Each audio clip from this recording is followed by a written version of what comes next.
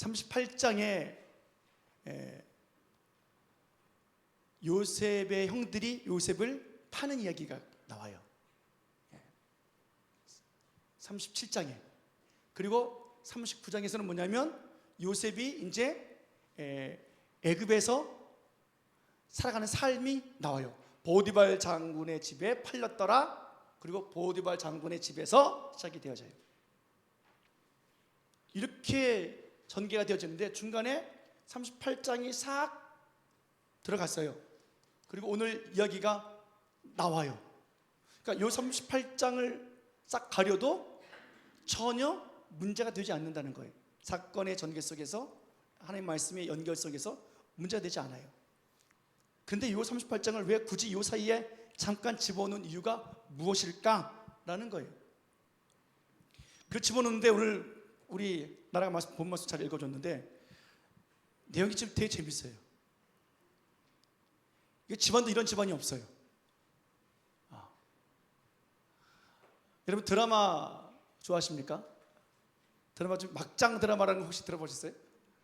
막장 드라마가 막장 드라마가 진짜 이게 단어가 맞나? 이게 진짜 사전에 있을까? 그래서 찾아봤어요. 네이버에 막장 드라마 뭔가 찾았더니 네이버에 이렇게 돼 있더라고요. 보통 사람의 상식과 도덕적 기준으로 이해하거나 받아들이기 어려운 내용의 드라마를 총칭하는 말이다. 이해 안 된다는, 상식이 안 된다는 거예요. 억지스러운 상황 설정, 얽히고 설킨 인물 관계. 그러니까 막 벼랑간에 뭐 아들이었다가 뭐 이런 경우 있잖아요, 그죠? 뭐 이상하게 나타나잖아요. 그다음에 출생의 비밀, 불륜, 자극적인 소재로 구성된 것으로 현실에서 평생 겪을까 말까 한 에피소드가 수십 회에 걸쳐서 한 번씩 벌어지곤 한다. 이렇게 써 있어요. 이게 단어가 있더라고요. 그러니까 평생에 있을까 말까 한 일들이 나타나는 거예요. 어느 날 제가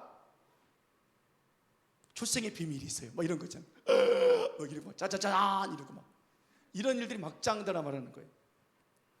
막장이란 말은 뭐냐면 그 광산 지하 막 1000km까지 막 파고 내려가잖아요. 그 갱도의 끝을 막장이라 그래요. 그러니까 그 말은 뭐냐면 인생의 끝이라는 거예요. 떨어져서 그냥 더 이상 끝에 왔다라는 것이 막장이라는 뜻이에요. 여러분 곱창 좋아하시죠? 곱창 끝은 뭐예요? 막창이잖아요, 막창. 그것처럼 그냥 인생의 끝이라는 거예요. 드라마도 이런 드라마가 없어 라고 하는 거죠. 자, 그러면 지금 믿음의 사람들 이야기하고 있잖아요. 아브라함과 이삭과 야곱과 요셉 믿음의 가정들을 쭉 대를 이어서 믿음의 계승을 하고 있는 이 가정의 이야기 중에 오늘 야곱의 이야기 속에 포함되어 있는 요셉 이야기를 하는데 지금 벼랑간에 중간에 유다 이야기가 딱 튀어나와요. 그리고 막장 드라마는 거예요. 이 집안이 이상해요. 그럼 왜 하나님은 하나님 역사를 쓰실 때 좋은 것만 쓰시면 안 되겠어요? 나쁜 걸 왜 쓰고 계실까요? 지금 성경은 예수님에 대한 이야기예요. 하나님에 대한 이야기예요. 아브라함 이야기하고 요셉 이야기하고 있지만 사실은 이 사람들 통해서 하나님 하신 일을 말씀하고 있는 거거든요. 따라해 볼까요? 성경은 예수님에 대해서 기록한 책이다. 예수님이 요한복음이 뭐라고 쓰냐면 나에 대해서 증거하는 책이라 그랬어요. 그러니까 창세기부터 요한계시록까지 우리는 사람을 보는 것이 아니라 누굴 봐야 돼요? 예수님을 어떻게 그 사람이 증거하고 있는가를 보는 거예요. 그럼 예수님을 증거할 때 예수님 좋은 것만 써주면 안 되겠냐고요. 예수님이 자서전인데 좋은 것만 쓰면 안 되겠냐고요. 근데 나쁜 것도 있고요. 좋은 역사만 쓰면 어떻게 얼마나 좋겠냐고요. 흑역사도 쓰고 있다는 거예요. 이렇게 좋고 나쁜 것을 통해서 하나님은 뭐 하시냐면 구원을 이루어 가시는 거예요. 하나님 하시는 일인 거예요. 좋은 것과 나쁜 것. 형통할 때는 기뻐하고 그 다음에 공부한 날에는 생각하라, 기도하라 하신 것처럼 하나님이 이 모든 것을 병행하게 하사 내일 일을 알지 못하게 하셨다 하신 것처럼 하나님은 좋은 것과 나쁜 것을 함께 공유하시면서 하나님 어떻게 구원해 내시는가를 보는 거예요. 자, 그래서 이 집안은 오늘 보면 형들이 동생을 팔아먹었어요. 이게 되는 집이에요? 안 되는 집이에요? 생각해보세요. 되는 집 같아요? 안 되는 집 같아요? 형제끼리 미워하고 팔아먹었어요. 그리고 아버지 때는 죽었다고 막 거짓말해요. 짐승이 잡혀먹혔나이다 막 이러고. 그리고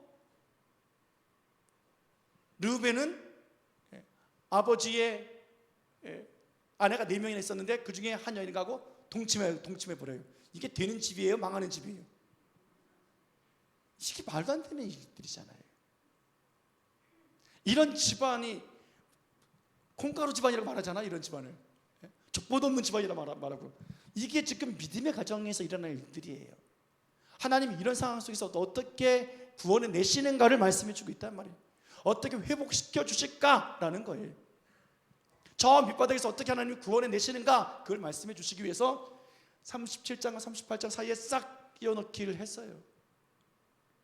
도무지 회복될 수 없는 상황 속에 있는 사람들, 용서받을 수 없는 존재들, 그 사람들을 구원해 내는 것이 하나님의 선하심이잖아요. 오늘 그 이야기가 성경 이야기고, 그 이야기가 예수님 이야기고, 우리가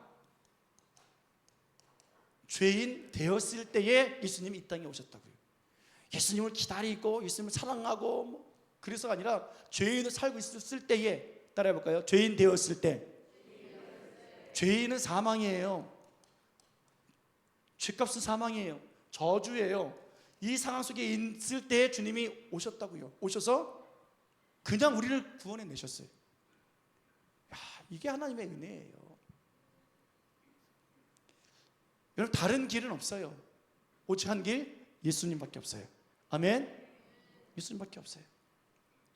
길과 진리라고 말씀하신 예수님이 이 땅에 오셔서 우리를 구원해 내시고, 내가 길이다, 내가 진짜다, 내가 생명이다, 그 길 걷게 하시고 구원의 길을 인도하신 분이 예수님이시란 말이에요. 여러분, 올해도 길이신 예수님 따라갑시다. 그 길이 복된 길이고 구원의 길이에요. 생명을, 예수님 안에 있으면 생명이에요. 예수님이 진짜예요. 세상은 다 가짜예요. 여러분들 엄마 아빠 다 가짜야. 유진아, 가짜 아빠야. 나는 내 딸이 여기 앞에 앉아있네. 가짜 아빠야. 진짜 아빠가 누굴까? 하나님이에요. 왜 가짜 아빠냐고요? 유진이랑 저랑 하늘나라 가면 얘가 저한테 아빠라고 안 불러요. 하나님의 아들, 딸이기 때문에. 그래서 가짜 아빠인 거예요. 지금은 아빠지. 지금 오늘부터 가짜 아빠라고 혼난다. 죽을 때까지는 아빠다. 근데 어떻게 해요? 하늘나라 가면 어떻게 해요? 형제 자매예요. 제가 이제 유진 자매님, 그리고 쟤는 이제 영기 형제님 이렇게 부르자 아빠님. 가짜 아빠예요. 하나님 믿도록, 하나님을 잘 섬길 수 있도록, 하나님을 알도록 부모로서 양육시켜 주는 것밖에 없어요. 그 길이 선배들이 할 수 있는 일이고 부모들이 할 수 있는 일이에요.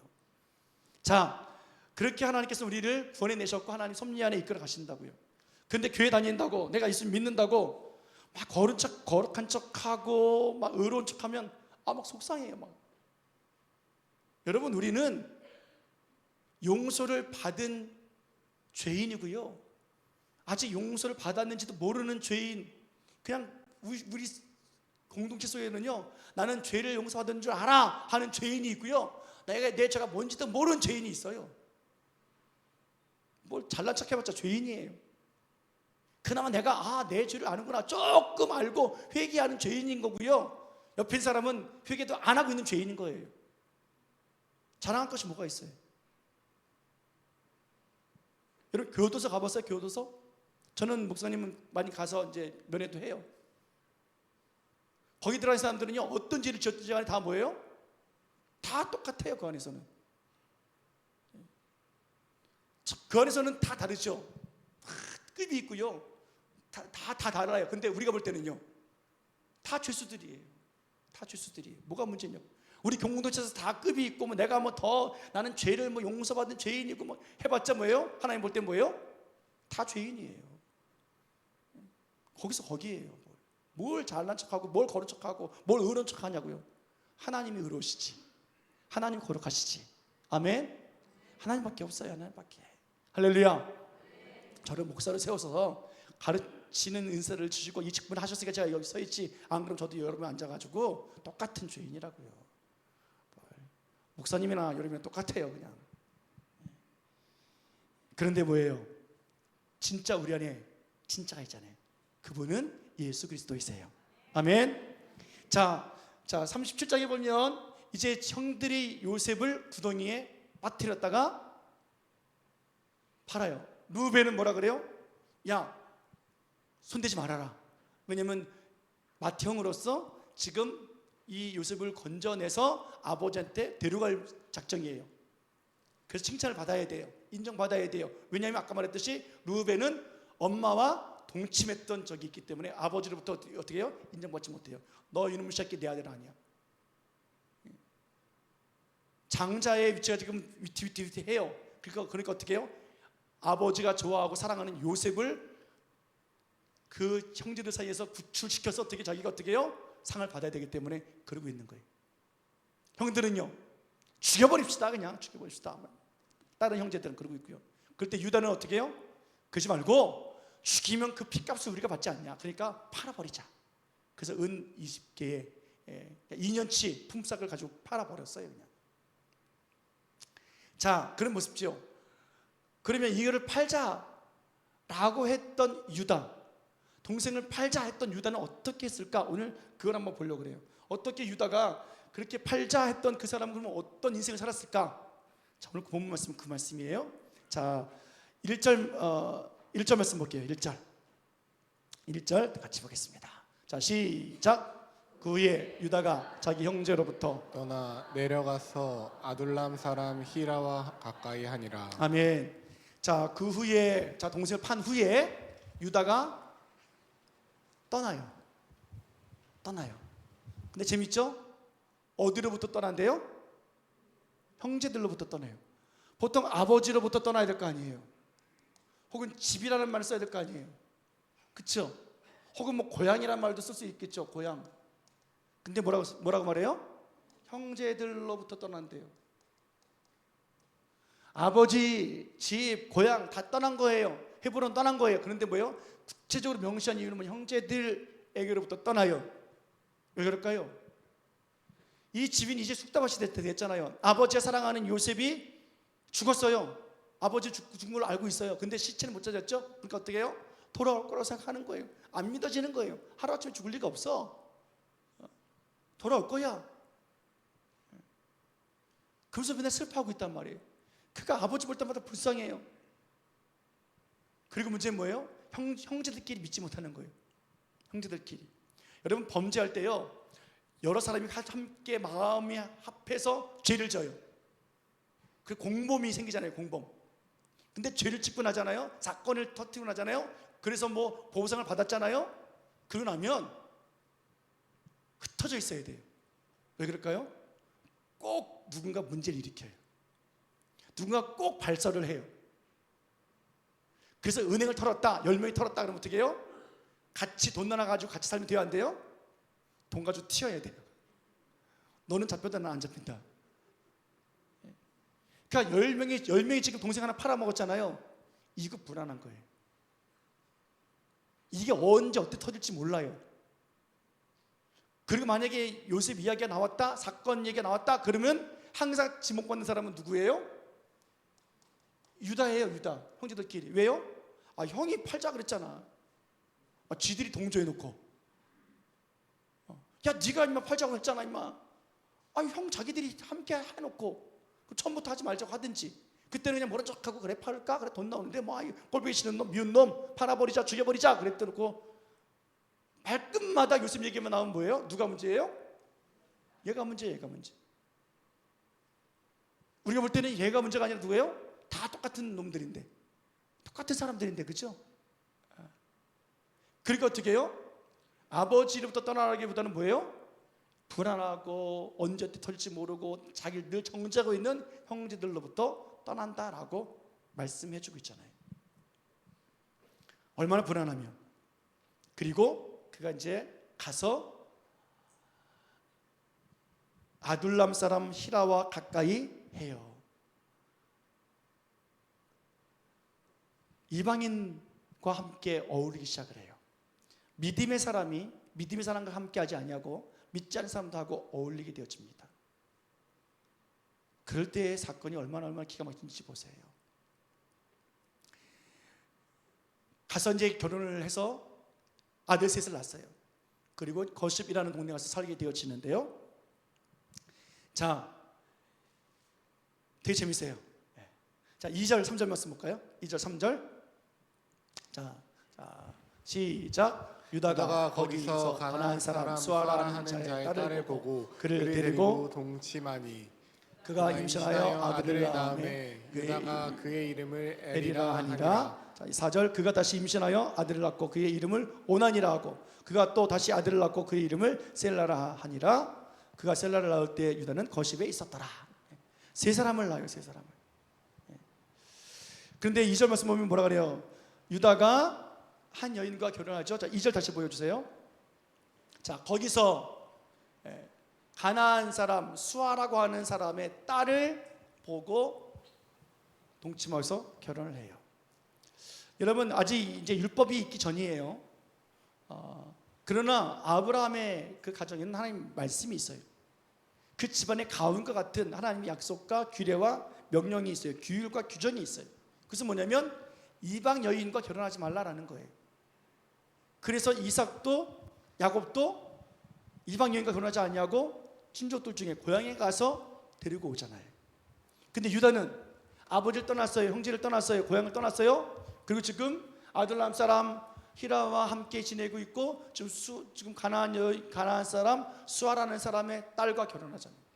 지금 자기는 그렇게 살고 있지 않아요.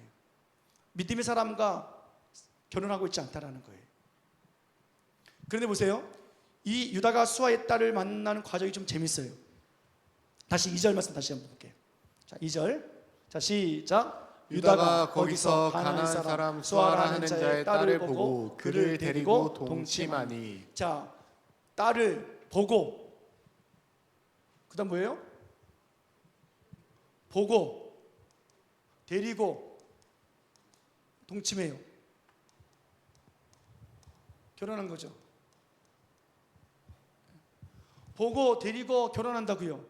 근데 이것이 우리가 볼 때는 별거 아닌 것 같지만 원어성으로 보면 이게 되게 재밌는 거예요.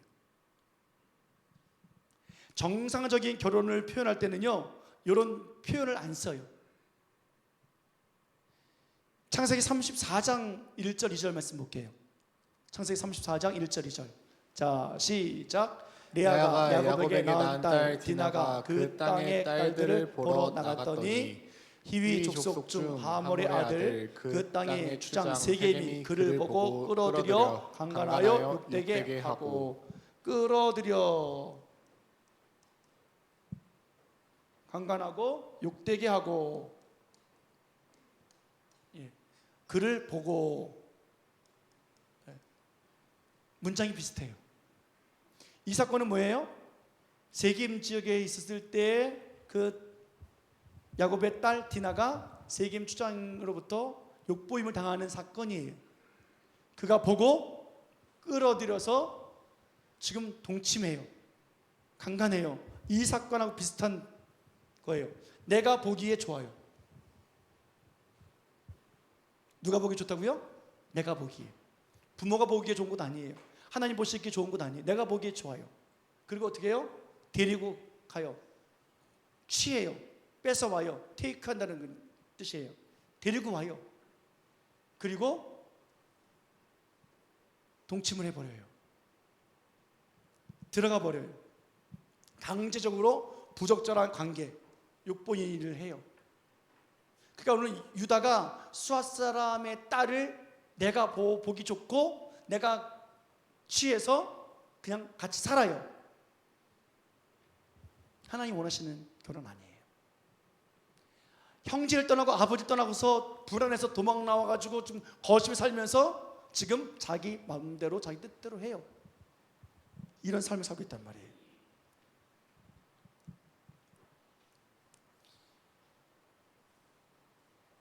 여기서 이 쓰는 단어가, 자, 끌어들여 하고는 이 단어가 하나님이 원하시는 단어가 아니에요. 라카우라고 하는 단어인데 이 단어가 달라요. 하나님이 하신 결혼을 한번 볼까요? 창세기 26장 67절 말씀 볼게요. 창세기 26장 67절.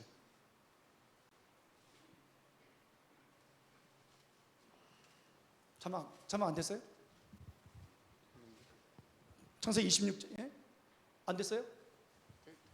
됐대. 찾아보세요. 방송실에. 창세기 26장 67절. 빨리 뛰어 올라가 봐야지. 그러면 앉아있으면 어떻게 하라고. 빨리 뛰라고. 처음 와서 몰라서 그래요.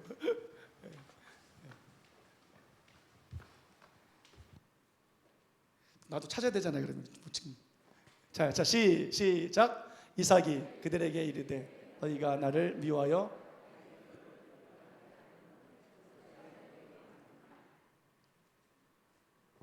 창세기 24장 67절인데 27절이 24장 67절. 제가 잘못 말해서 못 찾았나 보다. 제가 아까 틀리게 말했어요? 미안해요. 미안해요. 진짜 미안해요. 제가 손발이 우리 안 맞아서 그래요. 자, 이삭이 시작. 이삭이 리브가를 인도하여 그의 어머니 사라의 장막으로 드리고 그를 맞이하여 아내로 삼고 사랑하였으니 이삭이 그의 어머니를 장례한 후에 위로를 얻었더라. 자, 이삭이 리브가를 인도하여 그의 어머니 사라의 장막으로 드리고 그를 맞이하여 라고 할 때 이 끌어들여 맞이하여는 단어하고 똑같은 장면처럼 보이지만 여기서 쓰는 단어는 여기는 라카흐라고 하는 단어를 써요. 그런데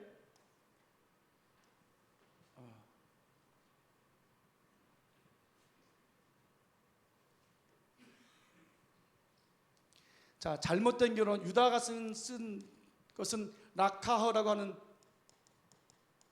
단어를 쓰고요. 하나님이 원하시는 단어는 보라고 하는 단어를 써요.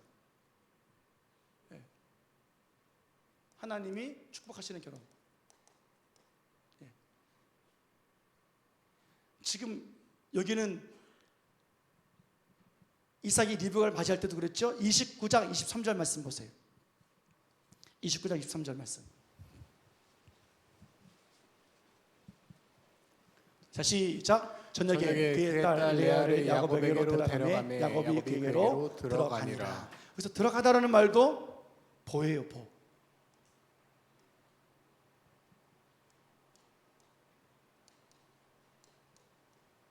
보라는 단어를 써요. 자, 이 단어는요, 하나님이 우리에게 내려오실 때, 메시아가 내려오시는 것을 표현할 때 쓰는 단어예요. 하나님의 천사가 우리들에게 임할 때 쓰는 단어가 보라고 하는 이 단어예요. 보. 우리에게 들어오시다, 우리와 함께하다 라는 뜻이에요. 그리고 예배의 자리로 들어가다 쓸 때 표현이에요. 예수님과 우리가 하나 될 때 쓰는 단어들이에요. 그러니까 지금 믿음의 사람들이 결혼할 때는 뭐예요? 남자와 여자가 한 몸 이룬다, 예배로 하나 되어진다 라고 쓸 때 들어가다는 단어가 보라는 단어라고요. 그런데 내가 좋고 내가 원해서 내가 결혼할 때는 뭐예요? 라카흐라고 하는 단어를 쓴다고요. 여기 예배가 없어요. 내가 좋아하는 거예요. 한 몸 이루질 않아요. 창세기 2장 19절 말씀 볼게요. 창세기 2장 19절. 자, 시작. 여호와 하나님이 흙으로 각종 들짐승과 공중의 각종 새를 지으시고 아담이 무엇이라고 부르나 보시려고 그것들을 그에게로 이끌어 가시니 아담이 각 생물을 부르는 것이 곧 이름이 되었더라. 아담이 하나님이 하신 일을 하잖아요. 하나님 어떻게 해요? 동물들을 이끌어 오잖아요. 여기서 이끌어 오시잖아요. 그에게로 이끌어 가시니 이게 보라는 단어라고요. 들어드리는 거, 한 몸 이렇게 하시는 거예요. 오늘 노트 안 나눠줬어요? 있죠? 쓰고 계시죠? 쓰는 분이 안 보여가지고 쓰는 분이 한 사람도 안 계셔가지고 자, 그 다음에 2장 22절 말씀. 자, 시작. 여호와 하나님이 아담에게서 취하여 그 갈빗대로 여자를 만드시고 그를 아담에게로 이끌어 오시니 아담에게서 취하여 락하하셔서 여자를 어떻게 아담에게로 뭐했어요? 보호하신다는 거예요. 하나님이 그 여인을 취해서 가지고 데리고 가는데 어떻게 가요? 아담에게로 지금 끌고 온단 말이에요. 한 몸 이루는 거예요. 예배의 자리로 그리스도와 한 몸 이루듯이 하나의 관계를 만들어 가세요. 이게 없으면 결혼 생활이 힘들어요. 이게 없으면 사랑이 문제가 터져요. 오늘 지금 유다가 지금 이방 여인 수아라고 하는 사람의 딸을 지금 데리고 살잖아요. 이름도 안 나와요. 여기서 살고 있으니까. 그러니까 문제가 터진단 말이에요. 그리고 3명의 아들 낳죠. 에릴과 오난과 셀라를 낳아요. 3사람을 낳고 살아요. 정상적인 결혼이 아니다 보니까 어떻게 해요? 문제가 터지죠. 2절에 보면 아까 말씀드렸죠.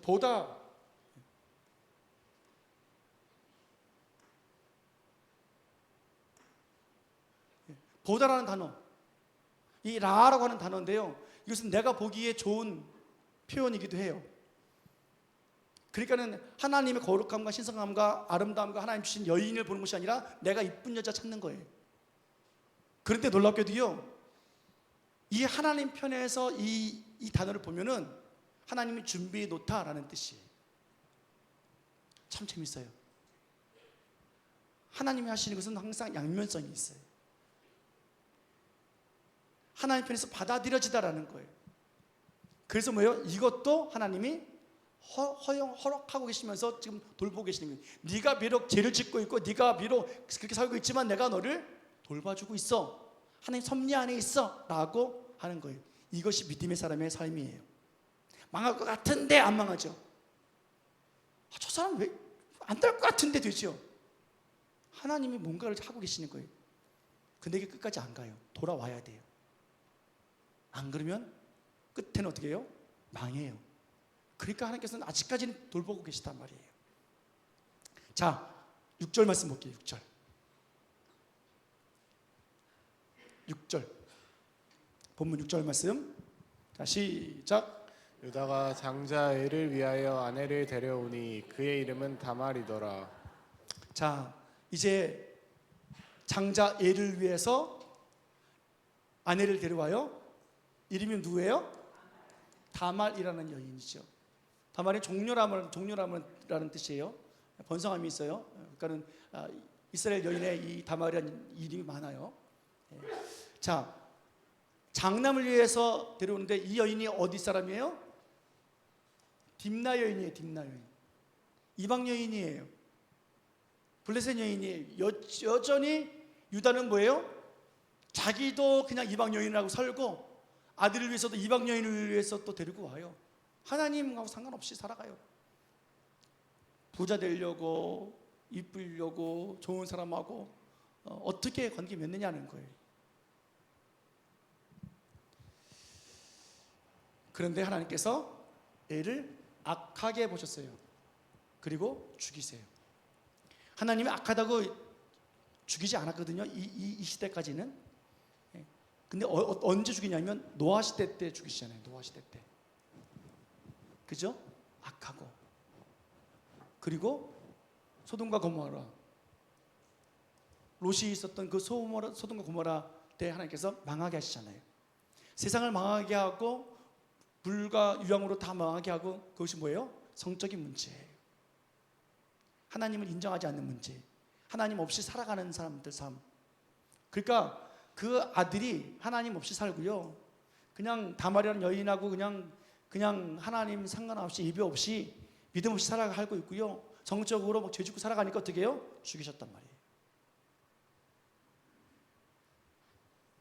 과부가 됐어요. 일단 유다가 이제 여기서 뭐라고 말하냐면, 자 8절 말씀부터 볼게요. 8절부터 10절까지. 8절로 10절. 자 시작. 유다가 오난에게 이르되 내 형수에게로 돌아가서 남편의 아우된 본분을 행하여 내 형을 위하여 씨가 있게 하라. 오나니 그 씨가 자기 것이 되지 않을 줄 아므로 형수에게 들어갔을 때에 그의 형에게 씨를 주지 아니하려고 땅에 설정하매 그 일이 여호와 보시기에 악함으로 여호와께서 그도 죽이시니. 아멘. 자, 이제 유다가 엘이 죽었잖아요. 첫째 아들이 아기도 낳지 못하고 죽었어요. 대가 끊겼어요. 둘째 아들 오난에게 얘기합니다. 야, 너 형수하고 결혼해라. 여기서 결혼은 대를 잇기 위한 거예요. 동침하라는 거예요. 그래서 자녀를 낳으라는 거예요. 아들 낳으라는 거예요. 아들 낳으라는 거예요. 이것을 형수취수법이라 그래요. 유대인에도 있었지만 고대 근동에도 있었던 법들이에요. 우리나라도 대가 끊어지지 않게 하기 위해서 대를 잇는 방법들이 여러 가지 있어요. 첫째 아들 집에 애가 없으면 둘째, 셋째에서 아들 있으면 입양시켜서 어떻게 해요? 그냥 첫째 아들로 삼는 경우도 많아요. 그런 경우도 있었고요. 애기 못 낳으면 어떻게 해요? 애를 낳게 하는 방법도 막 시바지 등등등 해가지고 막 어떻게든 대를 이으려고 우리나라도 그랬어요. 어떻게 이럴 수가 있어? 어떻게 형수랑 어떻게 하룻밤 잘 수 있어? 그런 개념 보면 안 돼요. 대를 잇기 위해서는 이 방법을 쓸 수밖에 없어요. 근데 오난이 해요, 안 해요? 안 한단 말이에요. 아들 낳아도 내 아들이 아니라 누구 아들이에요? 형의 아들이에요. 내 새끼인데 형의 아들이 되니까 싫은 거예요. 더 문제는 뭐예요? 지금 하나님 모르고 살잖아요. 그 관심이 어디냐면 재산에 있어요. 자, 내 재산이 일일이 가야 될 텐데 안 가요. 그러니까 얘가 형의 아들이 되어줄 순간 재산이 분배가 달라져요. 그러니까 어떻게 해요? 손해볼 일을 왜 합니까? 안 하잖아요. 안 하고 어떻게 해요? 피임을 해버려요. 하나님께서도 지금 구원에 대한 것, 믿음의 대를 위해서 생각하고 있는데 네가 지금 네 욕심 부려? 그래서 오난도 죽여버리세요. 이제 막내를 남았잖아요. 셀라 남았어요. 셀라. 유다가 볼 때는 어떻게 해요? 죄송합니다. 이런 말 써도 죄송합니다. 이해하세요? 한국적 사고예요. 옛날 사고예요. 얘가 서방을 잡아먹는구나. 그래서 내 아들 막내 아들 이제 애도 죽고 오난도 죽었는데 얘까지 죽이면 어떻게 해요? 얘도 잡아먹겠구나. 이러면 어떻게 되어져요? 안 되는 거예요. 그러니까 안 준단 말이에요. 안 줘요. 우리 젊은 친구들 결혼 잘해야 돼. 결혼 잘해야 돼요. 연애 잘해야 돼요. 세상 사람들은 그리스도인이 결혼 전에 혼전 순결을 하면 유교녀라고 불러요. 요즘 세상에서는. 유교녀가 아니라 그리스도인의 자녀가 되어져야 돼요. 하나님이 원하시는 결혼, 하나님이 아담을 위해서 아브라함과 이삭과 야곱을 위해서 드려왔던 결혼, 만들었던 그 결혼, 락하가 아니라 보호하신 그 결혼이 있어야 돼요. 목사님, 저는 그렇게 못했는데요. 괜찮아요. 회개하면 돼요. 이제부터 안 하면 돼요. 그러니까 여러분, 우리 자식들 사위 얻고 며느리 얻을 때 조심해야 돼. 제가 얘기했잖아요. 우리 딸한테, 야, 너 가서 손흥민하고 결혼하라고. 야, 유진아, 손흥민 어떠냐? 그랬더니, 아빠, 예수님 믿나? 그러다가 전도하면 되지. 농담이지만 여러분, 어떻게 할 거냐는 거죠. 어떻게 할 거냐고. 그러나 걱정이에요. 우리 대한민국의 남자 청년들이 믿는 사람들이 많아져야 되는데 숫자가 안 맞아. 걱정이에요, 걱정. 그러니까 위아래로 보라고. 이제는 위아래로 볼 수밖에 없어요. 이제는 이제 연상도 좋고 연하도 좋고 믿음의 사람이면 되는 거예요. 이제는 어쩔 수 없어. 아니면 빨리 남자들 전도하기 위해서 우리 남청년들이 빨리빨리 전도해야 돼. 그냥. 자, 오늘 이 형수 취수법은 룻기에도 나오잖아요. 룻기에도 나와요. 이걸 기업 물을 자라고 말합니다.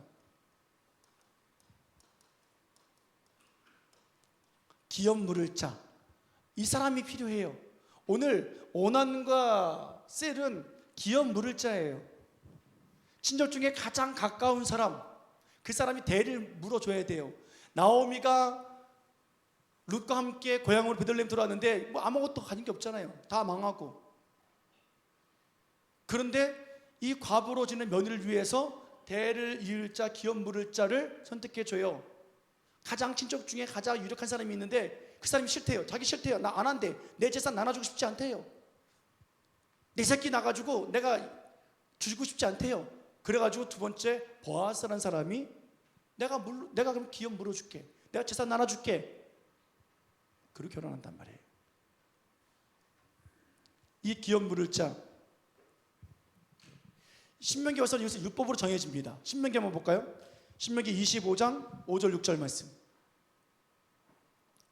자, 시작. 형제들이 함께 사는데 그중 하나가 죽고 아들이 없거든 그 죽은 자의 아내는 나가서 타인에게 시집가지 말 것이요 그의 남편의 형제가 그에게로 들어가서 그를 맞이하여 아내로 삼아 그의 남편의 형제된 의무를 그에게 다 행할 것이요. 이게 지금 그죠? 이게 기업 물으라는 거예요. 자, 그래서 26절 그 여인이 낳은 첫 아들이 그의 죽은 형제의 아들을 잊게 하여 그 이름을 이스라엘 중에서 끊어지지 않게 할 것입니다. 그 이름이 이스라엘 중에서 끊어지지 않게 하라는 거예요. 지금 기업 물러주라는 거예요. 이것이 예수님 당시 때까지 쭉 이어졌어요. 예수님 당시 때 마태복음 22장에 보면 부활을 믿지 않는 사두개인들이 예수님을 시험하기 위해서 이 형수치법을 가지고 와서 질문을 해요. 주님, 형제가 7명이 있는데요. 7 형제가 있는데 형이 죽고요. 아기를 못 낳았어요. 둘째가 형수한테 들어갔는데 또 죽었어요. 이 현상이 일어나는 거예요. 셋째, 넷째 다 죽었어요. 주님, 그러면 하늘나라 가서 누구의 아내가 되겠습니까? 라고 예수님을 시험하려고 질문해요. 예수님께서 하신 말씀이 있죠. 참, 너는 진짜 하나님 나라를 모르는구나. 마태복음 22장 30절 말씀 볼게요. 자, 시작. 부활 때에는 장가도 아니가고 시집도 아니가고 하늘에 있는 천사들과 같으니라. 부활을 믿지 않은 사두개인들이에요. 자기들도 안 믿으면서 예수님 앞에 예수님 부활할 때는 천국에 가서는 어떻게 하나요? 라고 예수님은 모함하기서 질문한다고요. 부활을 믿으면서 걱정스러워서 물으면 가르쳐 주기라도 하지요. 야, 부활할 때는 말이야, 천국에서는 말이야, 장가도 안 가고 시집도 안 가. 할렐루야. 그러니까 뭐예요? 지금 내 옆에 있는 부인이 내 옆에 있는 남편이 아니라 뭐예요? 그때는 뭐예요? 다 형제자매라니까요. 부부끼리 앉으신 분 계십니까? 형제요 자매요 부르세요. 시작. 형제자매예요. 지금이니까 야 남편한테 이런 얘기하고 아내에게 이러면 안 되지. 지금이나 그러지. 그때는 다 형제자매예요. 7명이 아니라 100명 있어도 뭐예요? 누구의 아내가 되는 것이 아니라 누구의 아내가 될까요? 하늘나라 가면 부활하면 누구의 아내? 예수님의 아내 되는 거예요. 따라해 볼까요? 우리는 예수님의 아내다. 예, 거룩한 신부가 되어지잖아요. 그러니까 예수님만이 우리의 참 신랑이에요. 진짜 신랑이라고요. 자, 기업 물을 자라고 하는 말이 고엘이라는 거예요. 고엘이라고 하는 단어예요. 고엘. 이 고엘이라는 단어는 메시아라는 뜻이에요. 이 단어는 대를 이을 자, 대를 끊지 않게 할 자. 이 단어는 구속자라는 의미예요. 구속자. 예수 그리스도 구속하신 예수님이시잖아요. 그러니까 예수님께서 이 땅에 오셔서 우리를 기업 물을 자로 구속자로 고엘이 되어주셔서 우리를 하나님의 자녀가 되어지도록 하나님의 대가 끊지 않도록 우리를 그렇게 기업 물을 자가 되어주셨어요. 이것이 하나님의 은혜예요. 그래서 우리가 때로 죄를 지어도 어떻게 해요? 예수님이 이 땅에 오셔서 기업 물을 자가 되셔서 고엘이 되셔서 구속자가 되셔서 우리를 하나님 자녀의 하나님의 믿음의 대를 잇게 해주신다고요. 아멘. 네. 하나님 놀라운 은혜잖아요. 자, 아무튼 자, 유다가 난 엘 죽었어요. 오난 죽었어요. 그다음에 그나마 살아있는 것은 뭐예요? 셀라만 살아있어요. 자, 유다가 두렵겠어요? 안 두렵겠어요? 두렵죠. 이제 두 아들 죽었는데. 그럼 자신의 삶을 돌아봐야 되잖아요. 이때쯤 되면 내가 하나님을 제대로 안 믿었구나. 내가 고향을 떠나왔구나. 믿음의 삶을 떠났구나. 그래서 내 아들 둘이 다 죽어버렸네.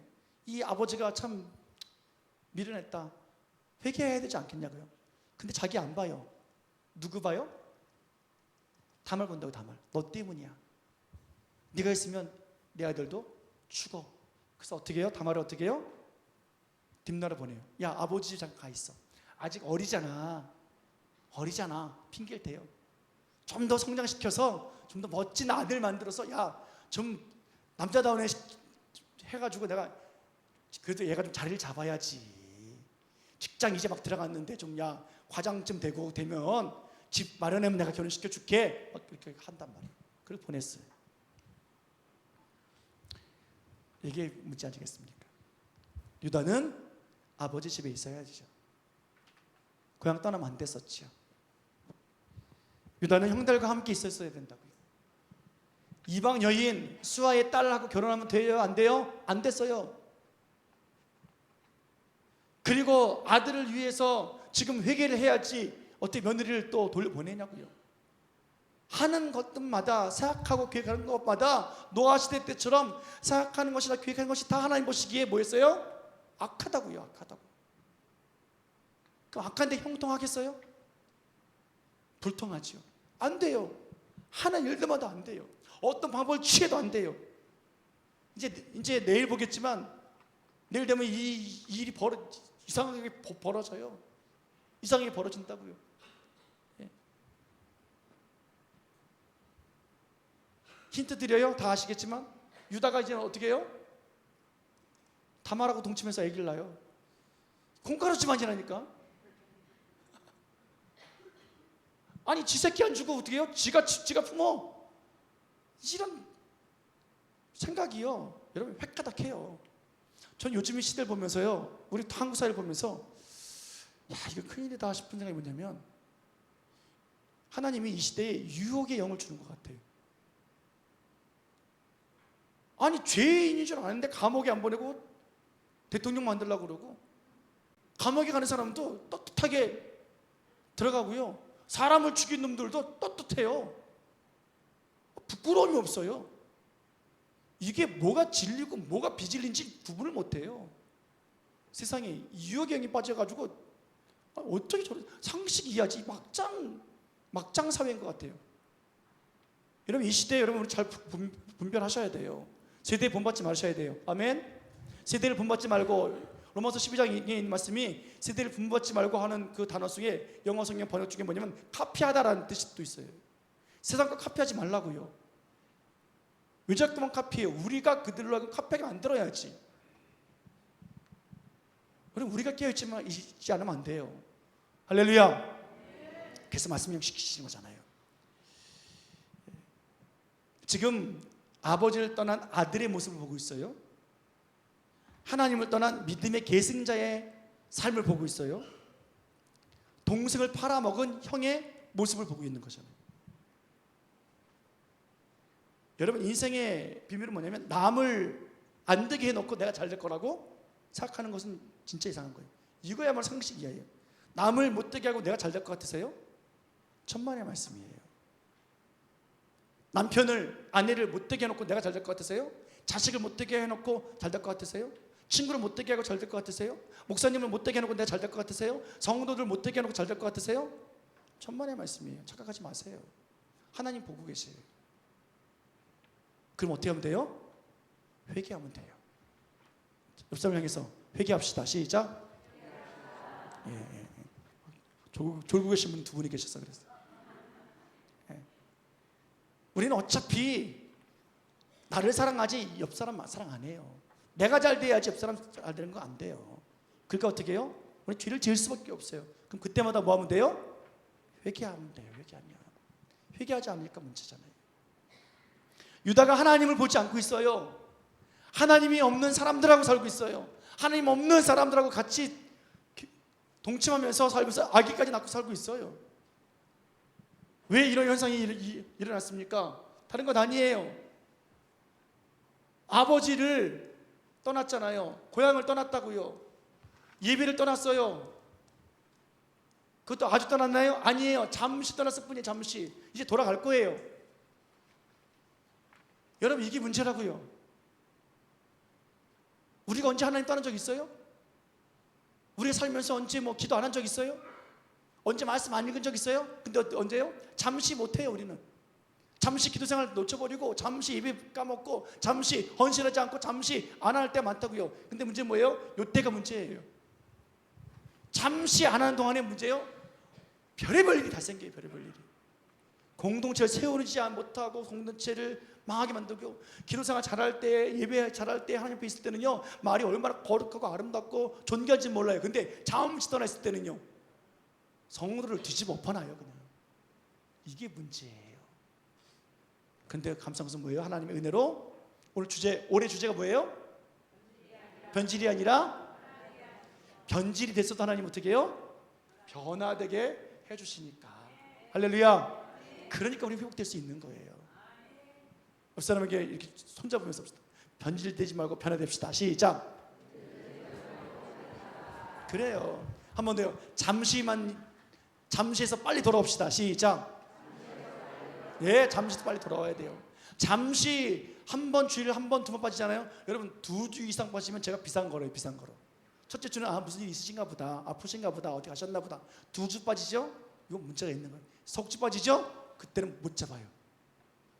갈게요. 근데 이게 쉽지가 않아요.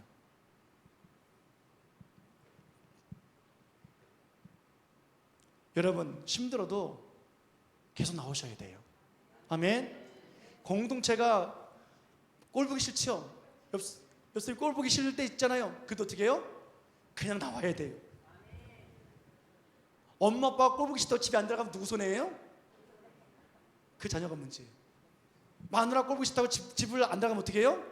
그 남편이 문제가 되야지. 잠시 떨어질 때라도 돌아와야 돼요. 우리 교회를 떠나신 분들 있잖아요. 그럼 나가면 믿음 생활 잘하면 얼마나 좋겠어요. 우리 교회가 불편했으니까, 서로 안 맞았으니까 떨어질 수 있다고 봐요.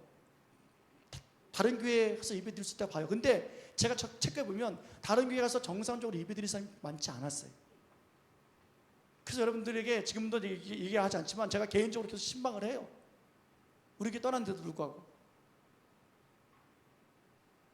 몇 년이 지났는데도 불구하고 여전히 그 교회 정책을 하든지, 그래 내가 안 갈 거 아니겠냐고요. 그래도 우리와 함께 신앙생활 했던 분들인데 좀 그쪽 가서 자리 잡으라고요. 안 잡으니까 어떻게 해요? 잡게 하든지 돌아오게 하든지 제가 신방한다고요.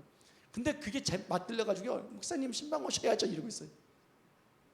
그거는 그냥 중환자실에서 제가 지금 인공호흡기 끼워준 것밖에 안 돼요. 스스로 자가호흡이 돼야져야 하나님의 은혜가 있단 말이에요. 하나님께로 돌아와야 합니다. 예배 자리에 돌아와야 돼요. 참되게 예배하는 우리들의 모습이 되어주시기 축원합니다. 예, 자, 하나님 따라서 그래서 우리는 아멘 해야 돼요. 아멘. 순종이 제사보다 알죠? 예. 지난달에 했잖아요. 그냥 일어나세요. 자리 옮기세요. 일어나세요. 자리 옮기세요. 여러분 다 순종했잖아요. 그랬더니 어떻게 해서 설교 끝. 제가 이 얘기를 우리 목사님들께 했더니, 야, 장로교 합동충 목사 맞아? 설교를 그렇게 했어? 예.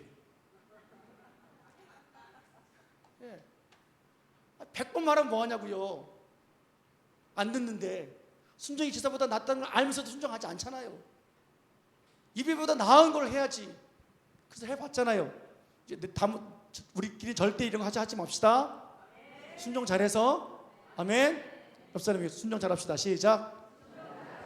그래요. 순종 잘하세요. 믿음의 공동체에 떨어지면 안 돼요. 멀어지면 안 돼요. 하나님 말씀 멀어지면 안 돼요. 예배 멀어지면 안 돼요. 내가 보기에 좋은 거 취하면 그때부터 문제예요. 목사님 말씀, 하나님 말씀으로 알고 그 말씀 붙잡고 순종하고요. 오늘 하나님을 떠나고 하나님 말씀 기억하지 아니하고 믿음의 계승자인 유다가 동생 팔아먹은 그 형이 하나님의 사랑에서 떠나고 하나님 말씀 떠나니까 지금 엉망진창이 되어지잖아요. 믿음으로, 소망으로 하나님 말씀 붙잡고 비전으로 말씀 양육에 참여해서 끝까지 잘 감당하시고 우리에게 너무 감사해요.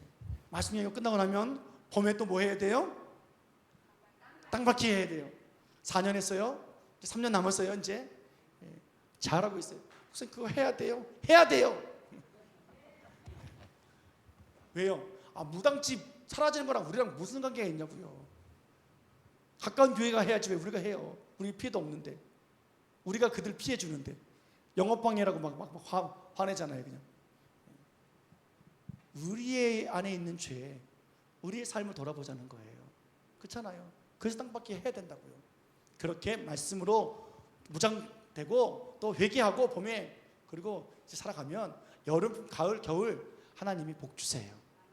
아멘. 자, 살면서 나는 믿음의 계승자입니다. 나는 그래도 믿음의 사람입니다. 나는 믿음의 가정에 있습니다. 모태신앙입니다. 내가 수십 년 믿었습니다. 나는 이제 믿기 시작했습니다. 이런 것들 자랑하지 말고요. 아까 얘기한 것처럼 좀 하나님의 말씀을 떠나지 않기 원합니다. 하나님 생각에서 하나님의 예배 안에서 하나님과 함께 하기 원합니다. 예수님과 함께 한 몸 이루는 예수님이 우리에게 들어오시는, 보호하시는, 그리고 우리의 고엘이 되셔서 믿음의 대를 잇게 하시는 하나님의 그 은혜 안에 살아가는 우리들, 그런 모습이 되어져야 우리 삶이 불행이 아니라 뭐예요? 형통의 삶이 될 수 있는 거예요. 무슨 삶? 형통의 삶. 이제 형통이라는 단어가 이제 뒤에 나와요. 이제 뭐가 형통인지. 한국 사람들은 만사 형통은 다 잘 되는 걸로 하는데, 내가 원하는 거 잘 되고 부자 되고 애들 성공하고 건강해지고 성공하고, 이게 형통이 아니라 진짜 하나님 말씀하신 형통이라는 단어가 이제는 뒤에 나올 거예요. 하나님으로 말미암아 함께하는 형통의 삶, 하나님이 주신 꿈과 약속이 이루어지는 삶. 아멘. 그래서 37장과 9장 사이에 이 이상한 유다의 삶을 싹 끼워넣게 하셔서 뭐라 그래요? 이렇게 살지 말아라. 행여나 살았니? 그래도 내가 너를 구원해 줄게. 하나님의 은혜예요. 아멘. 자, 한 줄 정리하겠습니다.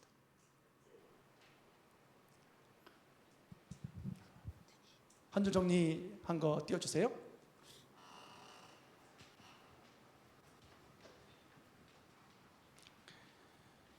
메모 있으세요? 메모 지금 뒤에 나와 있어요? 아니면 제가 써드려야 돼요?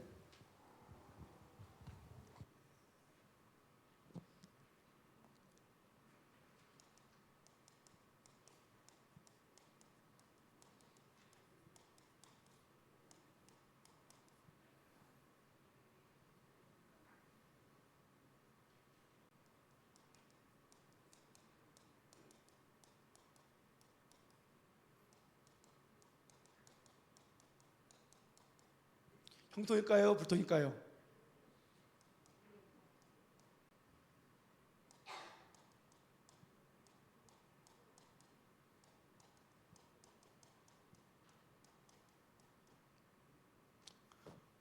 똑똑한 사람이 글씨 못 써요. 잘생긴 사람이 글씨 못 써요. 웃자는 얘기예요. 자, 다 써놨다니.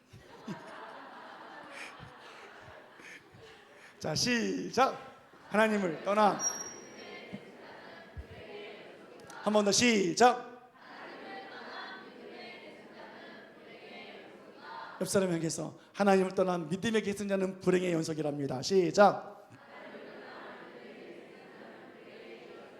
자, 반대로 뒤집어 보면 뭐래요? 하나님을 떠나지 아니하면 형통합니다. 시작. 하나님을 떠나지 아니하면 형통합니다. 아멘. 아멘. 네, 기도하겠습니다. 고마우신 아버지 하나님 감사합니다. 우리들 사랑하여 주시고, 오늘 형들이 요셉을 구덩이에 빠뜨렸다가 채색 옷을 벗기고 아버지에게 짐승에 잡혀 죽었습니다 라고 고백하면서 거짓말하기까지, 그리고 그 동생을 구덩이에서 살려달라고 했음에도 불구하고 듣지 않냐고 앉아서 먹고 마시던 그들이 노예로 팔아버렸습니다.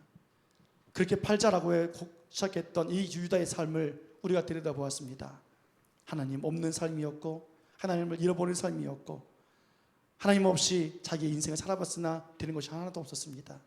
아들들이 다 죽고, 후에는 또 함께했던 여인마저 죽습니다.